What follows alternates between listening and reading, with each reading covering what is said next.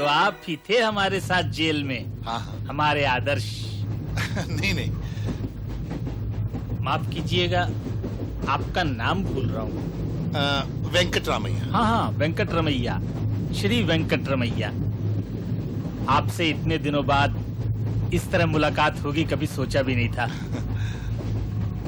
आजकल क्या कर रहे हैं आप? कहाँ हैं? मैं अपने गांव में रहता हूँ। बड़े भाई साहब और भाभी की मृत्यु के बाद खेतीबाड़ी और उनके बच्चों की जिम्मेदारी मुझ पर आ गई। उनकी देखभाल करता हूँ। अच्छा, जब भी हम लोगों को आपकी याद आती थी तो हम लोग सोचते थे कि आप जैसा सच्चा देशभक्त अब तक तो बहुत ऊंचे पद पर पहुंच गया होगा, लेकिन कहीं से भी आपका कोई समाचार नहीं मिला। मेरे जैसे साधारण व्यक्ति का समाचार आपको कहाँ और किससे मिलेगा? नहीं नहीं, आप साधारण व्यक्ति नहीं हैं, इसीलिए आप वहीं हैं जहां आप पहले थे। आपने अपनी देश सेवा को कैश नहीं किया ना। क्या देश सेवा इसीलिए की जाती है कि किसी दिन उसे कैश किया जाए? अच्छा ये बताइए, आजादी मिलने के बाद क्या ज्यादातर देश सेवकों ने यही नहीं किया? मैं तो कुछ ही दिन जेल में रहा, लेकिन आने पाई समेत अपनी देश सेवा का पूरा पूरा भुगतान लिया और ले रहा हूं।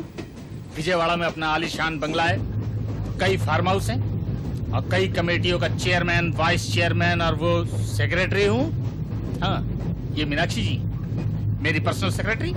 अच्छा, नमस्कार। आपने जीवन में सब कुछ पा लिया इसलिए आप सुखी हैं, और मैंने शायद उतना नहीं पाया इसलिए मैं दुखी हूँ। ये आपने कैसे मान लिया? अच्छा, आप सुखी हैं? हाँ, मेरा मन शांत है, मैं सुखी हूँ। तभी तो मैं कहता हूँ आप साधारण व्यक्ति नहीं हैं। आप फिर गलती पर हैं। मैं साधारण व्यक्ति हूँ और साधारण ही रहना चाहता हूँ। अच्छा छोड़िए, जब आप जेल में थे तो आपकी पत्नी की संतान होने वाली थी ना?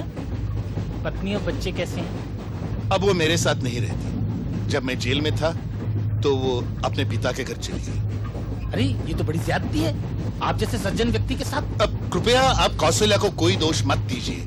ज्यादती तो मेरी है जो उन्हें ऐसी असहाय अवस्था में छोड़कर जेल चला गया। आप ही बताइए, एक स्त्री किसी मजबूत सहारे के बिना कैसे रह सकती है?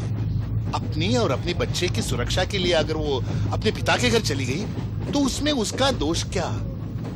देखा जाए तो दोष सरासर मेरा है। क्षमा कीजिएगा वेंकटरमैया जी, असावधानी में कोई बुरी बात निकल गई हो तो।